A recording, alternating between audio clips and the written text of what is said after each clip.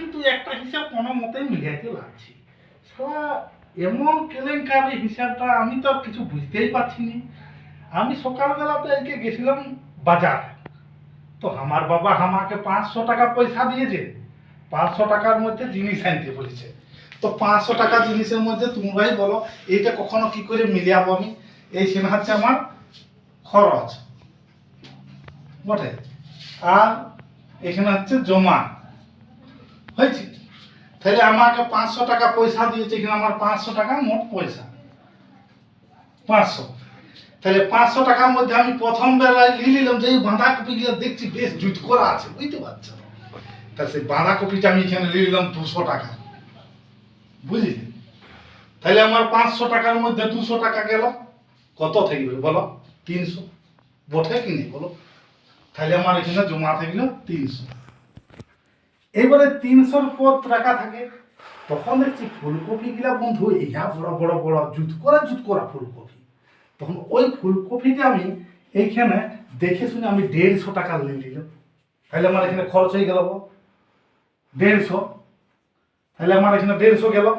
তাহলে আমার এখানে কত থাকে? 300-র মধ্যে 150 গেলে 150 থাকে, তো থাকে না কি? তাহলে এখানে হচ্ছে আমার 150, এই 150 টাকা রয়ে গেল। এইবারে আমি কি করলাম, দেখছি জুত করা পুনকুয়া শাক হয়েছে, বেশ সুন্দর সুন্দর পুনকুয়া শাক। তাহলে আমি ওইখানে পুনকুয়া শাকটা করলাম কি, আমি 90 টাকার পুনকুয়া শাক নিলাম। 90 টাকার বন্ধু গাজিয়ে নিলাম না, তাহলে আমার এখানে 90 টাকা খরচা হয়ে গেল বলে। তাহলে এখানে 150 থেকে 90 বাদ দিলে কত থাকে? 60 টাকা। 60ই তো থাকে। তাহলে এখানে হয়ে গেল থাকে আমার আর 60 টাকা। এই 60 টাকার আর কি লিখবো আমি বলি, কোনো খুঁজেই পাইনি যে মাত্র 60 টাকা পয়সা আছে। তাহলে লঙ্কাই ওই 60 টাকার বন্ধু আমি এখানে যে লঙ্কা লিখলাম। এবার আমার এখানে কত টাকা থাকে? শূন্য, আমার হাত খালি, আর কোনো টাকা নাই। এইবারে তোমরাই বলো, এইখানে আমি যদি হিসাবটা করি এখানে কত টাকা হচ্ছে বলো? 3, 4, 510 টাকা। এইখানে কত হইল? শূন্য, 15, 5 20, শূন্য, আর থেকে 2, 2 1 3, 3 আর 2 5। শালা এইখানে হয়ে গেল 500, এখানে 510।